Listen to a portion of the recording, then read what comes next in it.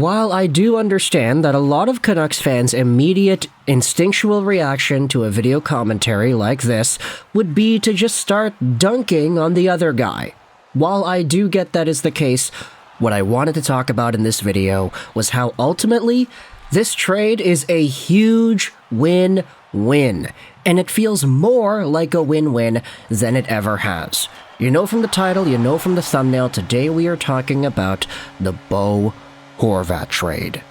Because, if you take a look at the Vancouver Canucks side of things, everything is all fine and dandy. Everything looks amazing. And if you wanted to talk about the main piece that came back in that Horvat trade, the first-round pick, which was inevitably traded to Detroit for Filip Hronek, things are looking so much better than they ever have. Because, for one, Filip Hronek has been healthy.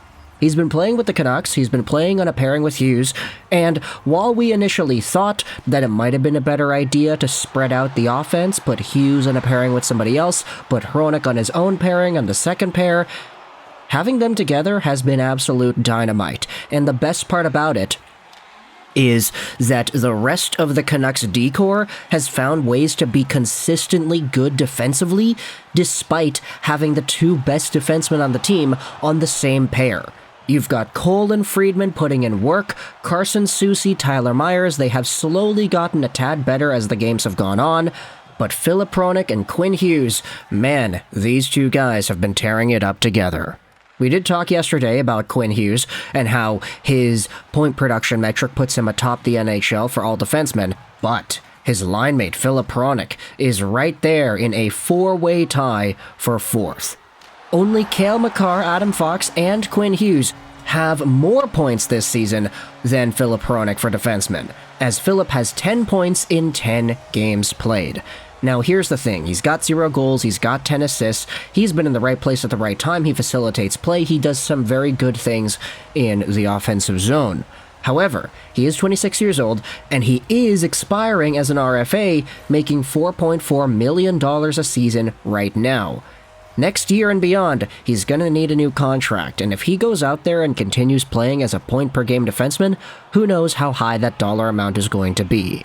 Now, we've been seeing the Canucks, or we saw rumors that the Canucks aren't really too worried about the contract re-signing situation with Filip Hronek. They seem fairly confident that they'll be able to get it done.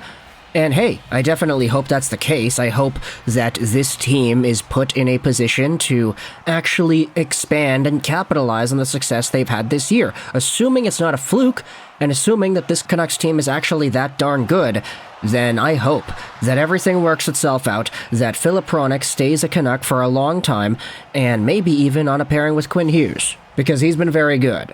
However, when it comes to the trade tree that initially sent Hronek to Vancouver, what I wanted to do was talk about Bo Horvat as well. I get it, it's not technically the same trade, so how could I say win-win trade, but Bo Horvat is on the island right now, and if you look at the points, it's easy to come to conclusions like these. This is what Tej tweeted out a few days ago. Filip Hronek has 10 points in 10 games, Bo Horvat has 7 points in 9 games. So far, we seem to be off in how much we overvalued Bo Horvat and undervalued Filip Hronek. And here's the thing.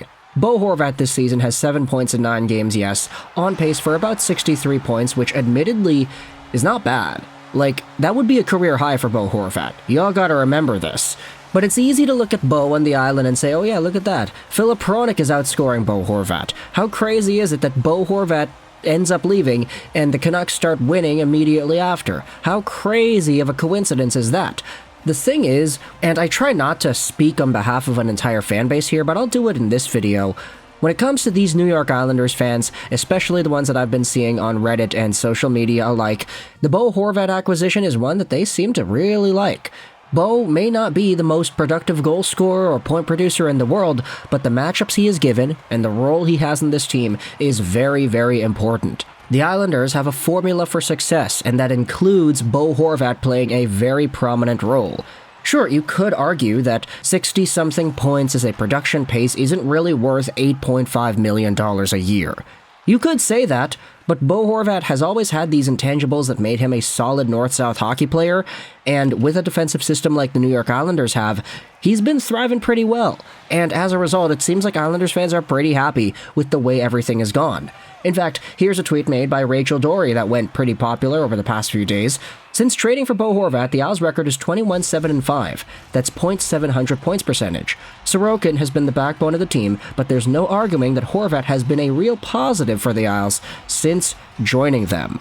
And Rachel went out there and said on Twitter that this tweet was a social experiment, how this was supposed to be a thing on Bo, but how Canucks fans thought it was a commentary on who won the trade. She then writes this in the replies too. So we're clear, the record is 21-11-5.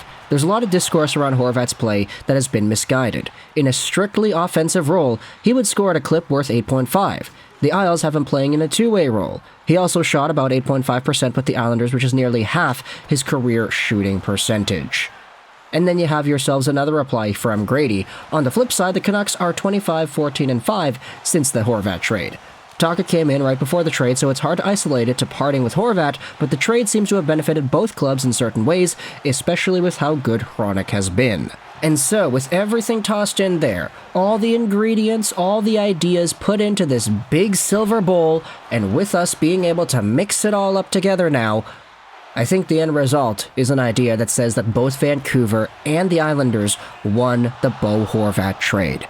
And technically, again, it's not the same trade because the Canucks got Hronek in the Detroit deal, but in essence, what the Canucks did with that first-round pick and how they were able to use it to get this guy who was now Quinn Hughes' let's just say it, best line mate he's ever had, this is pretty good. And another interesting part about that is how Quinn Hughes, sure, he's been this phenomenal defenseman. Every single year he's great, and he gets better every year. He's now the best he's ever been. But it is interesting how over the years, he's never really played with anybody who is even near his offensive capabilities. Like Luke Schenn, Chris Tanev, sure, no disrespect to these guys, but you can understand why Quinn Hughes is excelling offensively when he's playing with a guy like Filip Hronek. Sure, it's nice to have that defensive responsibility, but is it also just nice to have a pairing that is so offensively dominant that if things continue the way they're going, you could legitimately have two top 5 defensemen in the league scoring by the end of the season. And that's not to say that Filip Hronek is guaranteed to be getting 82 points. I think for Quinn Hughes, that's a lot more guaranteed, but I digress. It's just such a good scenario, and something that I don't think Canucks fans have seen in a very long time. I don't want to be the morbid guy going out there and saying that I'm happy with injuries, but we had talked yesterday about how Adam Fox of the New York Rangers was indeed taken out. He was placed on the LTIR earlier today, so that, I don't want to make it seem like I'm rooting for guys to get hurt, but that does help out the Canucks' chances with this entire defensive scoring race. Of course, best of recoveries to Adam Fox. Hopefully he comes back soon, healthy, quickly, and everything in the like. But for now, when it comes to the Canucks and their defensemen in the point-scoring races, they're looking pretty good. As for the Islanders, Bo Horvat is looking pretty alright. He's in that bumper spot, he's on the power play, he's getting those goals, and he's also playing such a strong defensive presence within that center core that it's tough to really go out there and doubt. Sure, if you just look at the numbers, it's easy to say Hronek is a better player, but watch the games and watch how the Islanders deploy Horvat in their huge defensive system, and you could understand why a bunch of Isles fans are happy with this $8.5 million deal. So, let me know your thoughts in the comment section below. How do you feel about the Horvat situation a few months removed, the Hronek acquisition a few months removed? It took a while to get here, but hey, Filip Hronek is playing full-time NHL hockey with Vancouver, and Bo Horvat is settling into his role with the New York Islanders. What are your thoughts on the idea of this being a win-win situation? Do you think it was a win-win, or do you disagree? Let me know your thoughts in the comment section below. I hope you enjoyed this video, and bye.